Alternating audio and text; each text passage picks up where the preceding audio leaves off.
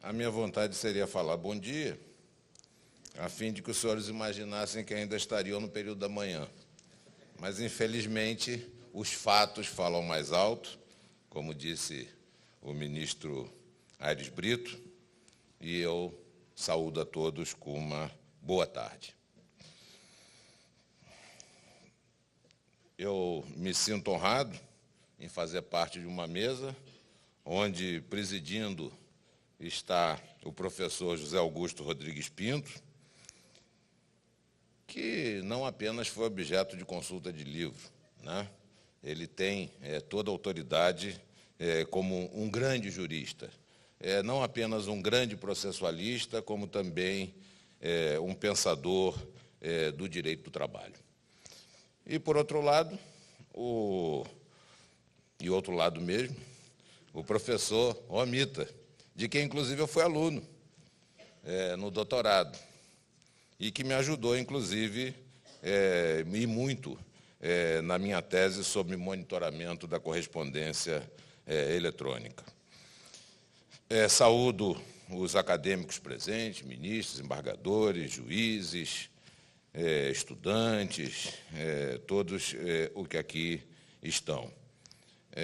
Eu havia pensado que haveria uma flexibilização, logo que acabou o painel anterior, de modo que não tivesse o coffee break, mas a flexibilização não houve, e eu passo, então, ao tema da minha palestra, saudando o presidente da academia, Dr. Valdir Florindo, inclusive por este belo evento organizado sob a batuta dele, professor Nelson Manriche, e também a acadêmica Ione Frediani e todos os demais envolvidos nesse evento.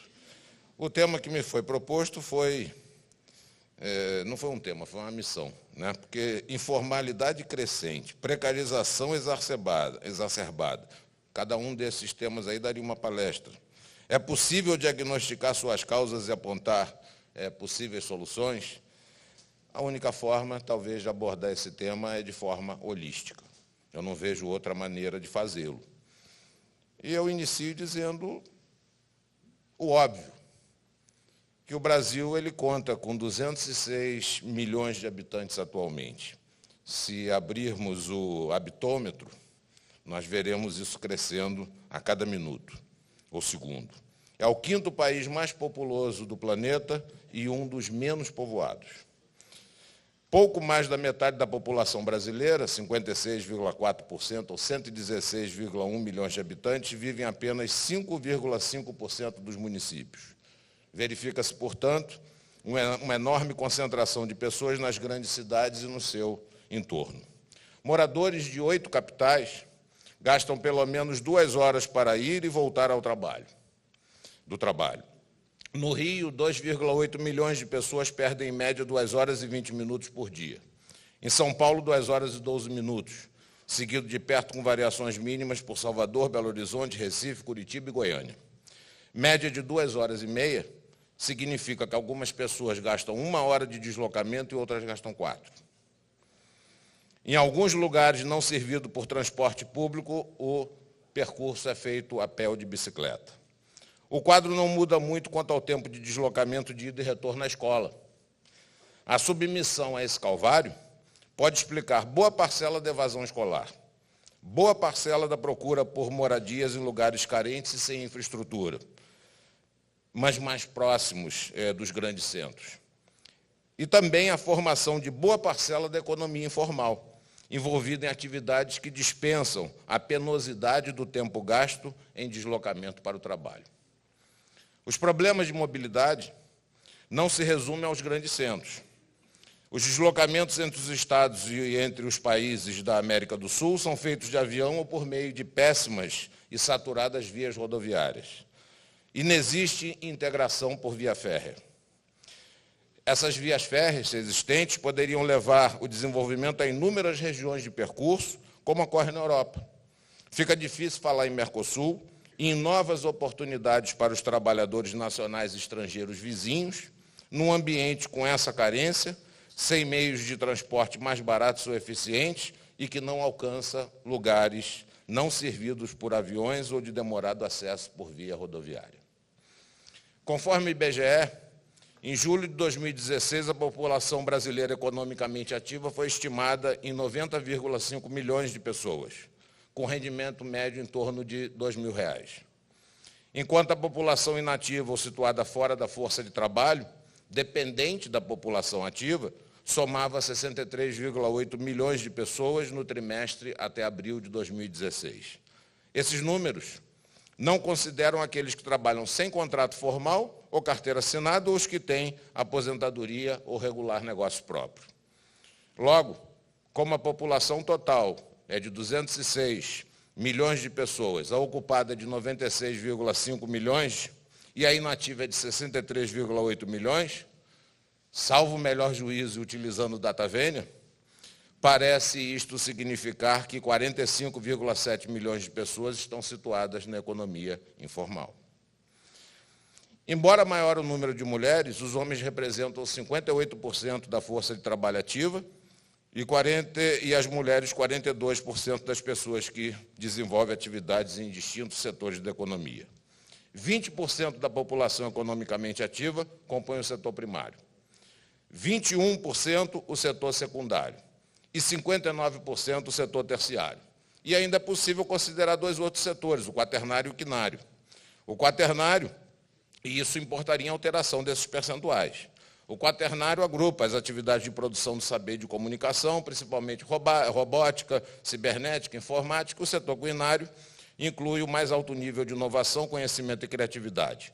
Ambos requerem mão de obra altamente qualificada. No setor quaternário se destacam Coreia do Sul, Japão, Estados Unidos e Inglaterra, sendo que em 2005 esses países exportaram em conhecimento o equivalente a 3 vezes todas as exportações brasileiras de soja e derivados. Segundo dados do SEBRAE, no Brasil as micro e pequenas empresas respondem por 27% do PIB, 52% dos empregos formais e 40% dos salários pagos. Ao final de 2016, o Brasil tinha 5,5 milhões de desempregados. Em agosto do presente ano passou a 5,5%. Em agosto do presente ano passou a quase 13%. Hoje tem 12 milhões de desempregados. Não foram computados 19,5 milhões de trabalhadores que vivem de bicos à espera de uma oportunidade no mercado formal de trabalho. Isso num país cuja Constituição busca concretizar, inclusive por meio de ações afirmativas, o pleno emprego, como consta do artigo 170, inciso 8 da Constituição. E, para isso, aproveitando idosos, deficientes e menores aprendizes. O Brasil pode ter, segundo a OIT, 1 em cada 5 desempregados do mundo em 2017. O aumento do desemprego está diretamente ligado ao crescimento econômico. Recessão, evidentemente, inibe a livre iniciativa, e a livre iniciativa é a que gera empregos. No Rio de Janeiro, por exemplo, o fim das obras para a Copa do Mundo e para as Olimpíadas importou no desemprego de 67 mil trabalhadores. Em vários estados da federação, a diminuição na produção de veículos levou à suspensão do contrato ou ao desemprego de inúmeros trabalhadores. Companhias aéreas devolveram aviões, reduziram o número de rotas ou de voos, bem como, por consequência, o de trabalhadores. No comércio, o quadro não é diferente, tudo afetando a prestação de serviços. As obras públicas ligadas aos eventos esportivos, que também, as não ligadas, aos eventos esportivos, também geram empregos, estão paralisadas por falta de dinheiro e por corrupção. O atual vilão do desemprego não é, portanto, a legislação trabalhista. O atual vilão do desemprego é a recessão. Gastou-se demais e de forma equivocada, mas esse fator é absolutamente conjuntural. Há, no entanto, inúmeros outros fatores que contribuem para o desemprego e que independem totalmente da conjuntura econômica. Segundo o MEC, em 2012 a taxa de abandono escolar atingiu 24,3%. No Chile foi de 2,6%. Na Argentina de 6,2% e no Uruguai de 4,8%. Entre 1,6 milhões de alunos do ensino básico que abandonaram a escola em 2012, mais de 1,5 milhões cursavam a rede pública, tanto no ensino fundamental como também no médio. 760 mil, mais ou menos, para cada um. O número de pessoas formadas pelos ensinos médio e universitário é pífio para um país das dimensões do Brasil, e o ensino, sabidamente, é de má qualidade. Consequentemente, o país não aproveita uma mão de obra mais capacitada, advinda do ensino médio, e não exporta conhecimento e tecnologia como deveria. Não exporta, importa. O ensino é de má qualidade, sobretudo em virtude dos currículos, totalmente desvirtuados das exigências do mercado de trabalho, do processo de aferição de conhecimentos e do despreparo dos professores.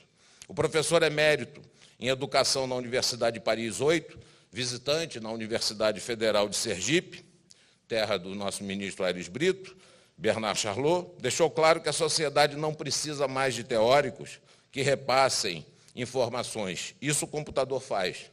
Precisa de mestres que ensinem a pensar, a resolver problemas e influírem na produção do conhecimento, porque ela dá emprego. Diante desse quadro, diminui as oportunidades no mercado de trabalho e as aspirações por uma ocupação de maior qualificação e remuneração. Por outro lado, não há real incentivo ao ensino técnico de nível médio e nem ao ensino tecnológico de nível superior, para o aproveitamento de habilidades específicas no setor de serviços do mercado de trabalho.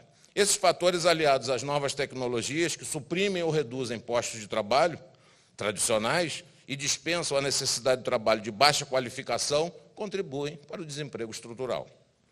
Outro fator que contribui para o desemprego estrutural é a falta de regulamentação do artigo 7º da Constituição Federal, aquele que visa proteger contra a despedida arbitrária ou sem justa causa. A desnecessidade de motivação para as despedidas transformou o Brasil no país de maior rotatividade do mundo de mão de obra. O tempo médio de permanência no emprego no Brasil é de 2 anos.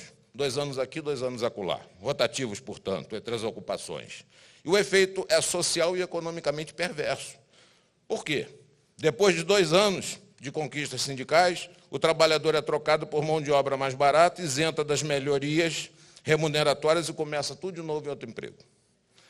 Depois de certa idade, o trabalhador tem dificuldade de reingressar no mercado de trabalho. A falta de motivação para a despedida permite a denúncia vazia para rompimento do contrato, levando o empresário a não investir numa mão de obra que é descartável. O trabalhador não tem garantia de motivação contra a despedida arbitrária sem justa causa, e quando ele não tem voz dentro da empresa. Porque se ele tiver voz dentro da empresa, ele vai ser despedido. A constante rotatividade leva a desenfreado saque na conta do Fundo de Garantia, corroendo os recursos para investimentos em construções populares e obras sociais. Quando eu era garoto, eu me lembro das cooperativas de construção com utilização dos recursos da casa própria, do Fundo de Garantia. Né? Cada despedida leva ao pagamento do seguro-desemprego, causando rombos sucessivos no FAT. Não há mês que o rombo não seja de pelo menos 11,9 bilhões. O custo das rescisões contratuais e dos 40% de indenização compensatória são agregados ao preço dos produtos e serviços.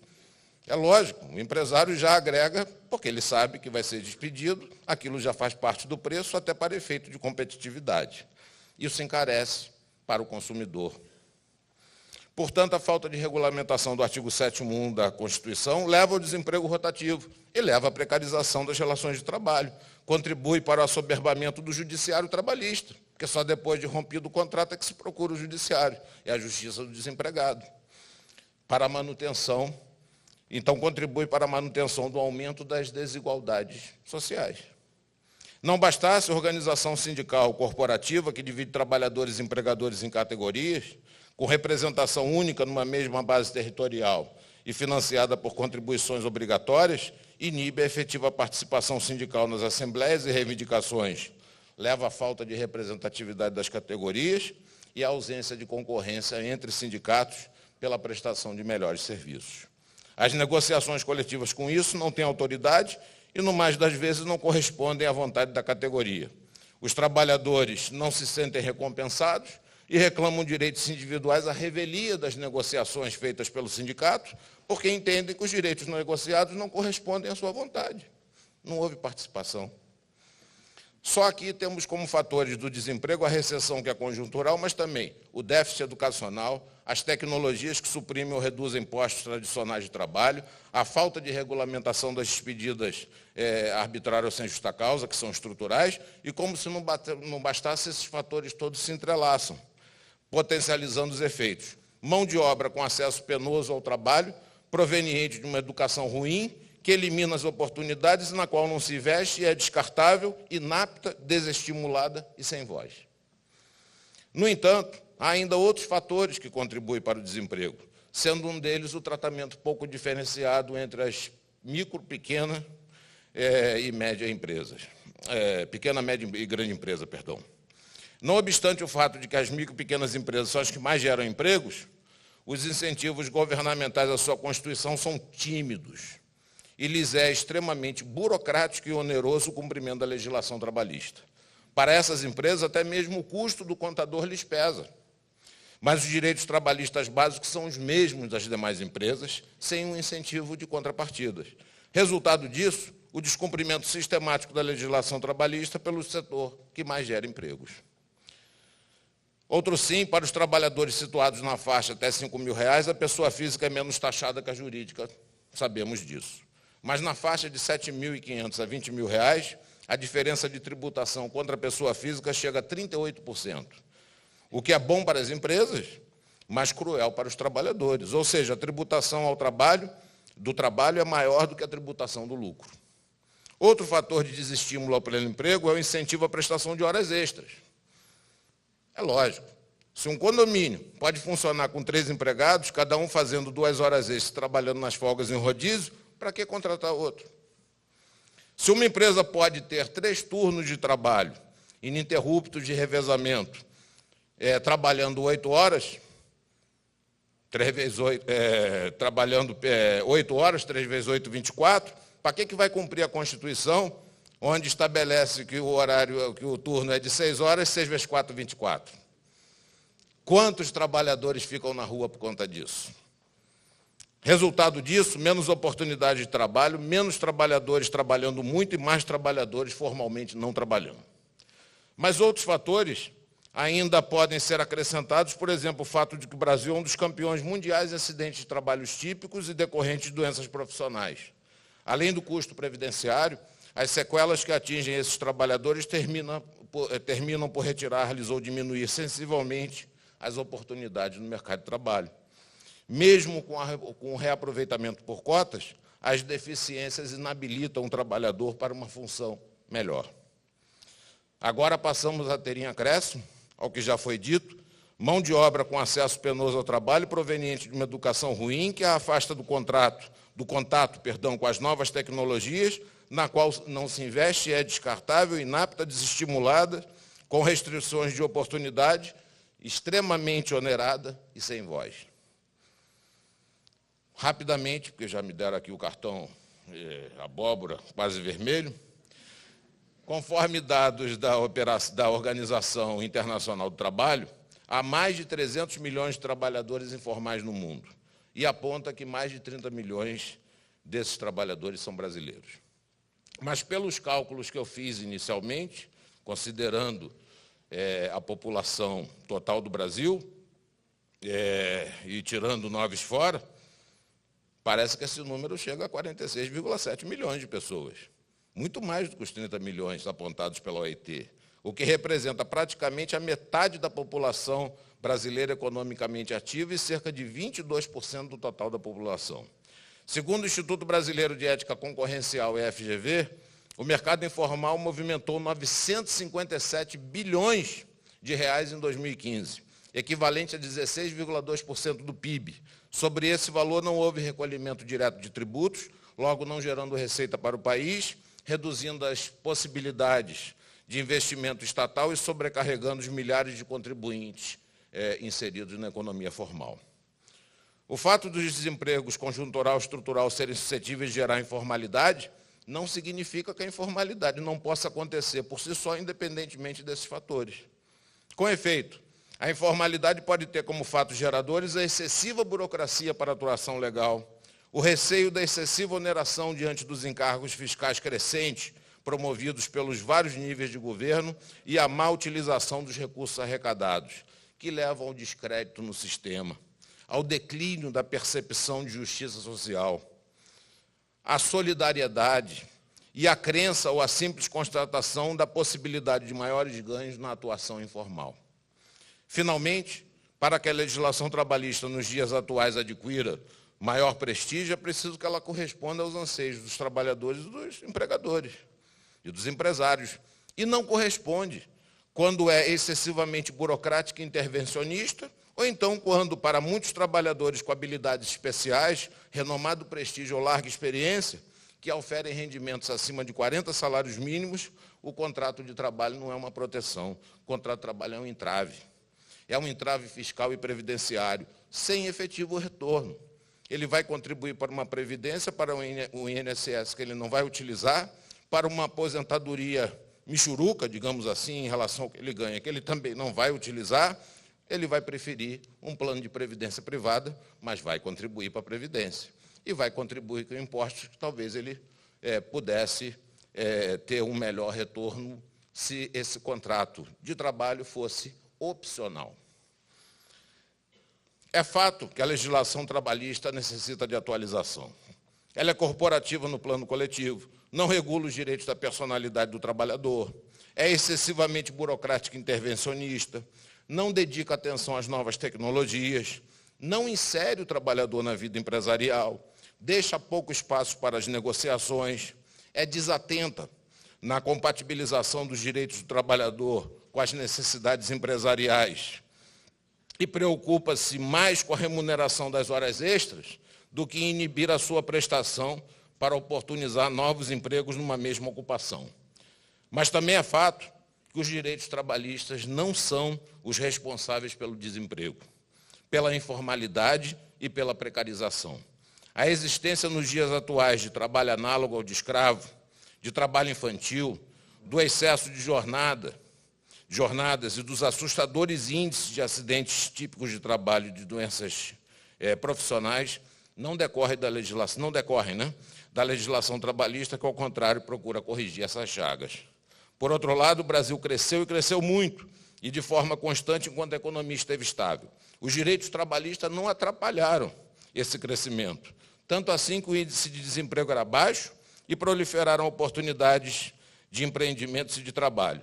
Fazer agora os aposentados, os trabalhadores, pagar a conta da irresponsabilidade pela má gestão dos recursos públicos é uma perversidade. Atribuir à lei trabalhista e à justiça do trabalho a culpa pelos passivos trabalhistas ou o desemprego,